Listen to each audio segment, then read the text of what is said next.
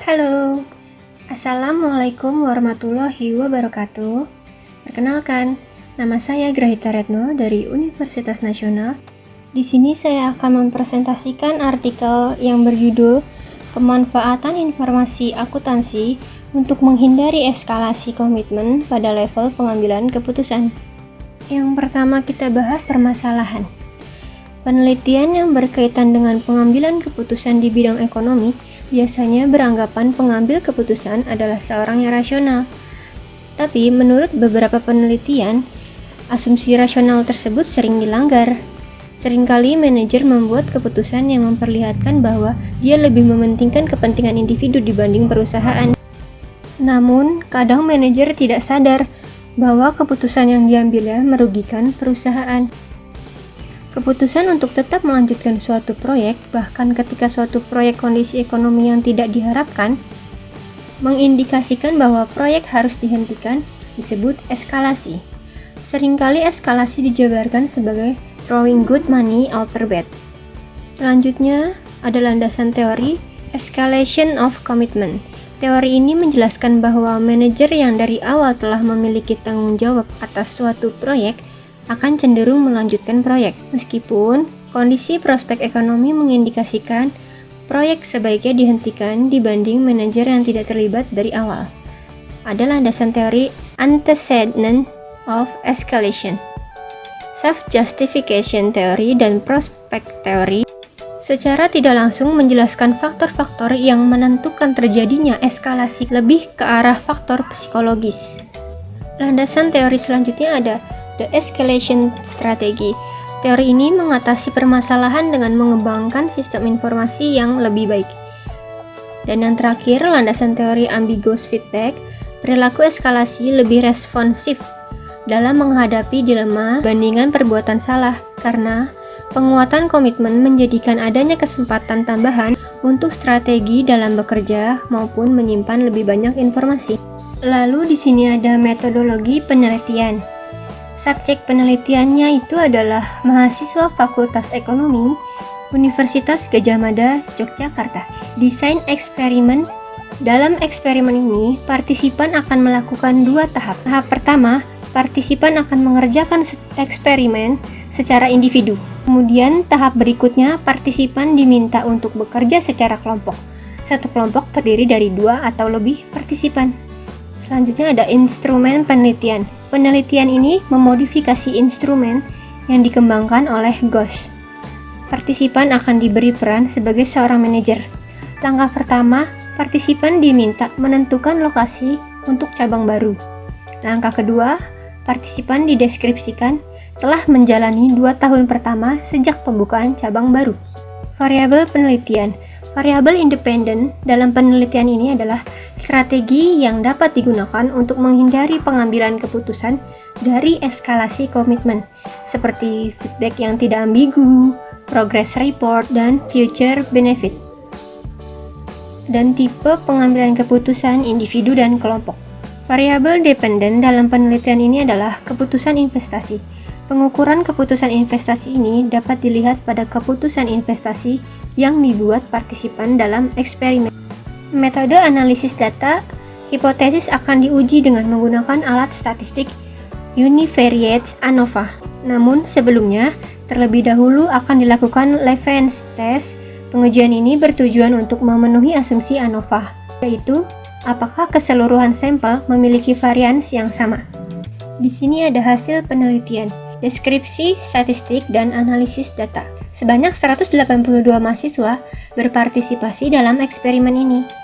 Beberapa data tidak dapat diproses lebih lanjut karena salah dalam mengisi manipulation check dan tidak mengisi instrumen secara lengkap. Hasil penelitian manipulation check dilakukan untuk menguji logis tidaknya suatu pertanyaan atau instruksi dalam eksperimen. Hasilnya dapat digunakan untuk menegaskan bahwa partisipan memahami tugas-tugas yang diberikan sehingga dapat disimpulkan bahwa treatment yang diberikan cukup berhasil. Pengujian hipotesis 1A, 1B, dan 1C pada eksperimen yang dilakukan secara individu memperlihatkan bahwa hasil dari kedua keputusan partisipan pada kondisi feedback yang ambigu memiliki nilai rata-rata yang lebih besar dibanding pada kondisi baseline. Hal ini mengindikasikan bahwa pemberian feedback yang tidak ambigu dapat membantu pengambilan keputusan terhindar dari eskalasi komitmen. Pengujian hipotesis 2A, 2B, dan 2C pada eksperimen yang dilakukan secara kelompok menunjukkan nilai rata-rata pada kondisi baseline mengalami peningkatan pada kondisi feedback ambigu. Hal ini mendukung hipotesis 2A bahwa pemberian feedback yang ambigu dapat menimbulkan eskalasi komitmen pada level pengambilan keputusan kelompok. Hasil penelitian juga mendukung hipotesis 2B. Hal ini dapat dilihat pada penurunan nilai rata-rata antara kondisi baseline dengan kondisi progress report.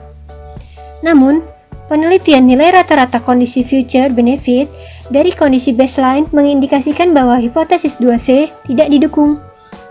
Kesimpulannya, penelitian ini bertujuan untuk memperoleh bukti empiris mengenai pengaruh dari strategi feedback unambiguous, progress report, dan pemberian informasi future benefit dalam menghindari permasalahan eskalasi komitmen.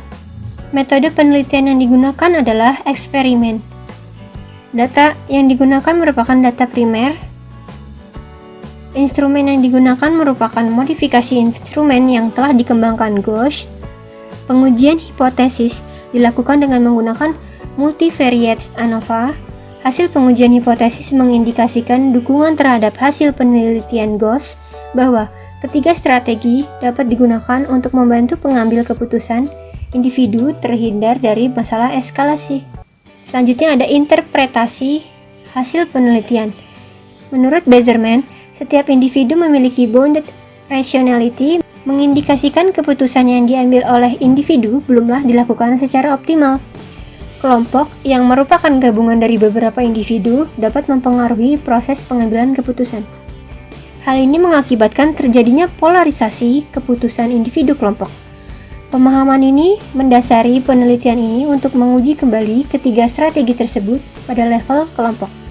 Hasilnya memberikan dukungan secara statistik bahwa strategi pemberian umpan balik yang tidak ambigu dan progress report memang secara signifikan pada tingkat kepercayaan 95% dapat membantu kelompok terhindar dari permasalahan eskalasi komitmen.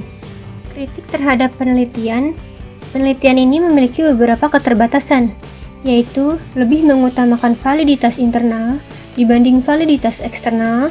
Selanjutnya, kasus yang disajikan berbentuk abstraksi dan merupakan penyederhanaan dari permasalahan dunia nyata. Dan sistem penelitian yang menggunakan sistem one shot. Selanjutnya, bahasan yang terakhir adalah penelitian yang akan datang atau future research. Kekompleksan tidak hanya meliputi skenario, namun juga pertimbangan dalam pemakaian sampel. Penelitian yang akan datang akan lebih baik jika menggunakan praktisi sebagai sampel penelitian. Hal ini bertujuan agar hasil penelitian lebih dapat digeneralisir secara tidak langsung meningkatkan validitas eksternalnya.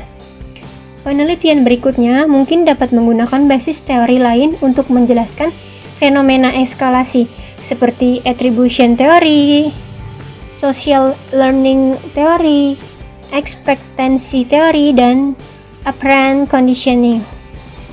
Sekian presentasi saya tentang artikel ini. Kurang lebihnya mohon maaf. Terima kasih sudah menonton.